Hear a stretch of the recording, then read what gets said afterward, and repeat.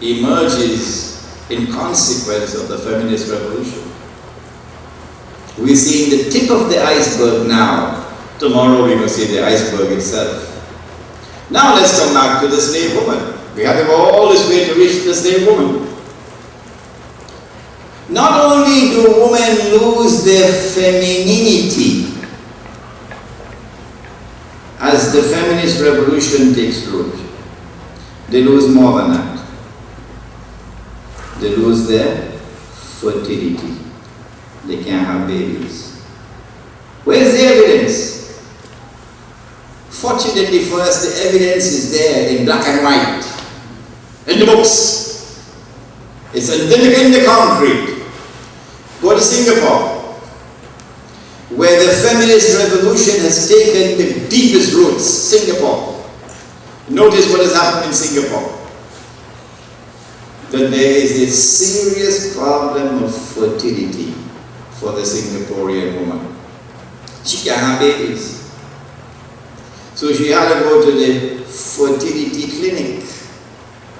And they have to have all kind of in vitro fertilization and all kind of similitude, so that she can get pregnant, because she can't get pregnant. The womb refuses to produce because the night is trying to become day. Go to France, another country where the feminist revolution has taken terrific roots. And in France also you have a serious problem of infertility for women. Oh, all right. So you're traveling first class, remember? With permanent first class tickets, because of riba. You have the best food and the best water and the best medical care. But you can't have children.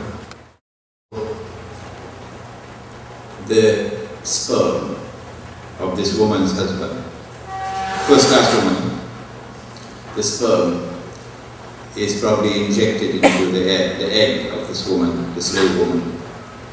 It's called surrogate parenting. And she becomes pregnant. The slave woman. But wait a minute. She might be a slave woman, but that first class baby inside there, you know.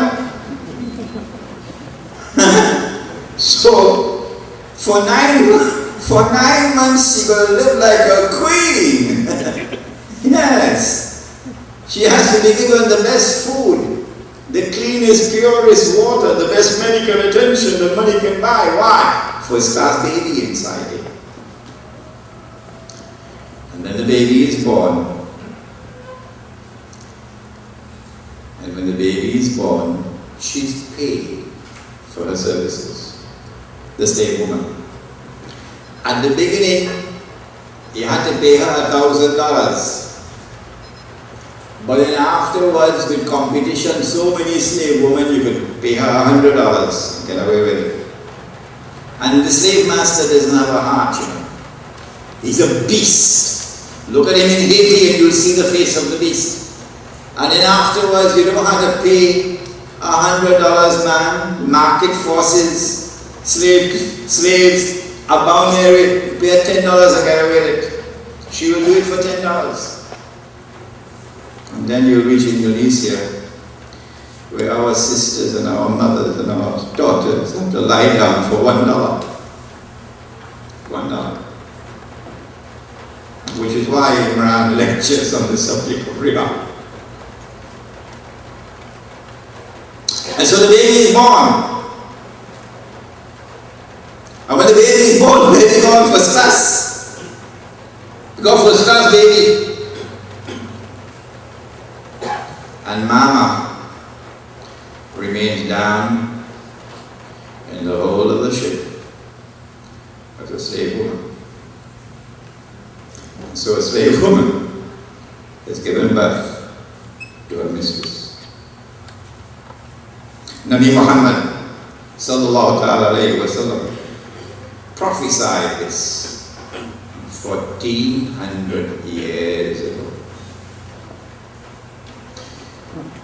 How do we respond to the feminist revolution?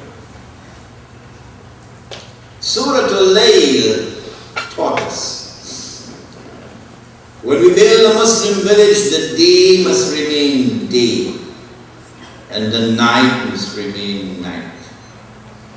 And so in the Muslim village, a woman will fulfill her functions and duties as a wife and as a mother.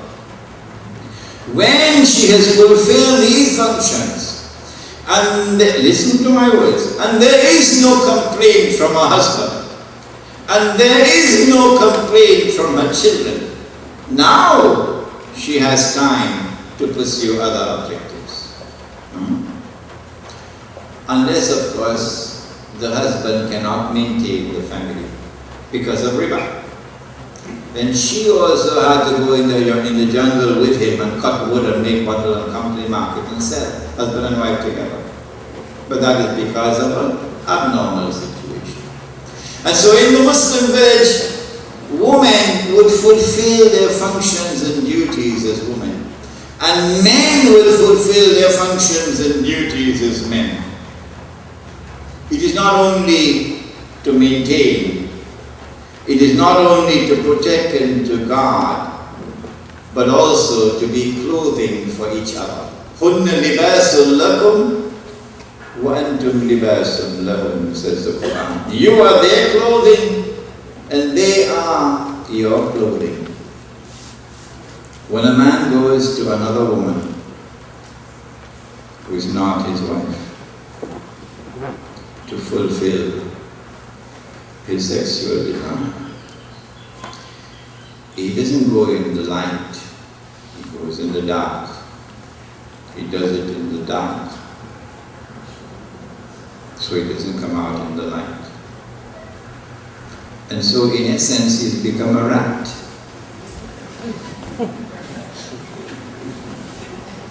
Yes, because rats don't like the light. But not in the Muslim village. Our sons in the Muslim village would not take a woman in the dark. No. He will bring her out into the light. So the sunshine might fall upon her. And so she can walk the street with dignity, with respect. There are many women who, when listening to these words, will begin to weep because they know what kind of life they have to live in the dark. Sometimes a nikah takes place, a nikah of convenience, but it's not publicized. Nobody knows that they're married. And so she can't walk the street with her husband. You know, my wife teases me. Yeah, she teases me. She heard that Maulana Ansari rahimahullah went to perform the Hajj. And in the Hajj, the Maulana was holding hands with his wife. Maulana Siddiq Nasir was also there. But why can't you hold hands with me? So we're taking the subway to Manhattan, so I hold hands with her. She's very happy. She's as happy as a child when her husband holds hands with her. We come to Trinidad. What happened? Why are you afraid to hold hands with me? Afraid what people will say? Yes, a woman longs to be recognized in public and held in respect by the public. So when you take a woman in the dark and you keep her in the dark, you have taken off her clothing. Yes. هُنَّ لِبَاسٌ لَكُمْ وَأَنْتُمْ لِبَاسٌ لَهُمْ. They are your clothing and you are their clothing, says the Quran. In Islam, in the Muslim village, when men are men and women are women, there will be eternal longing for each other. And so homosexuality and lesbianism would not raise their ugly heads in such a society. No. But more than that, and this verse of the Quran comes to every woman whose heart is filled with loneliness, with frustration, because she has lived her life And now the sun is about to set. But she's never known what it is to be happy as a woman, fulfilled as a woman.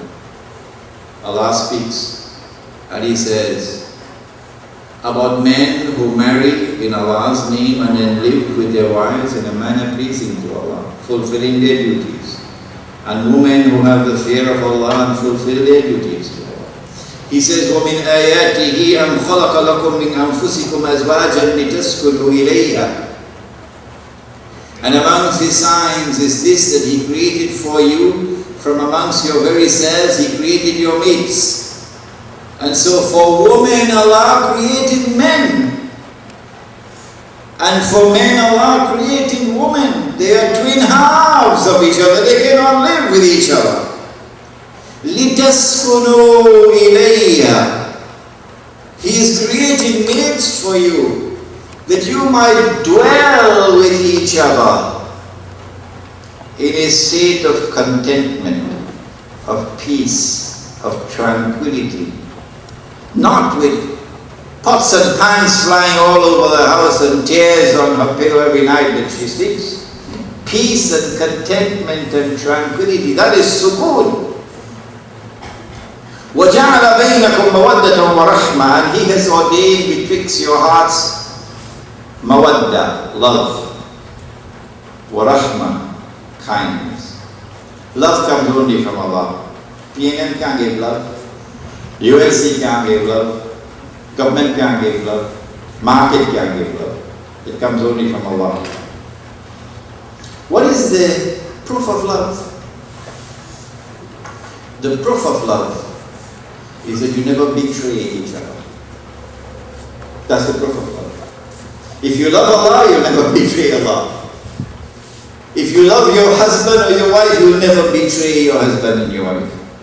That's love. And with love, Allah has placed kindness in the heart, the capacity to forgive, the capacity to show kindness. إِنَّ فِي ذَلِكَ لَآيَاتٍ لِقَوْمٍ يَتَفَكَّرُونَ. Surely in this there are pages to be read by people who take the time to read. And so we warn our people, as we respond to the modern feminist revolution, that while it certainly has certain positive dimensions in it, it is basically destructive. It is an attack from Dajjal.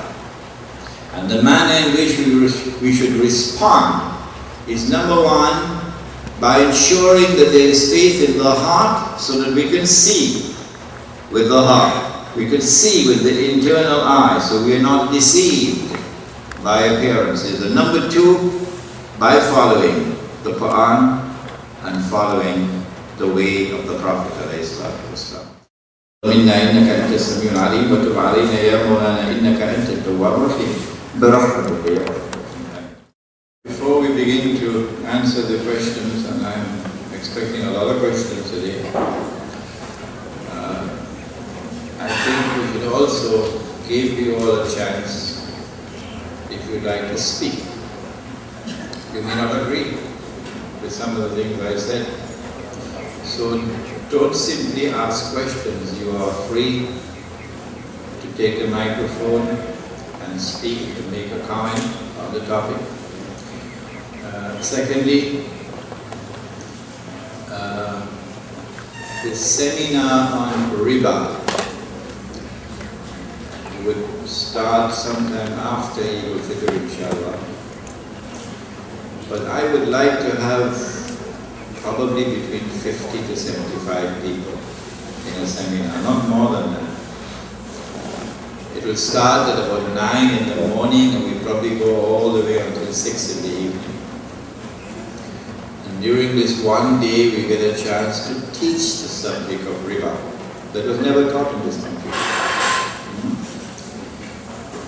It is such an important subject that Allah subhanahu wa ta'ala sent down one more revelation after having said, I've completed the job. Riba is such an important subject that the Prophet ﷺ has cursed all four. And he said that they are all equally guilty. The one who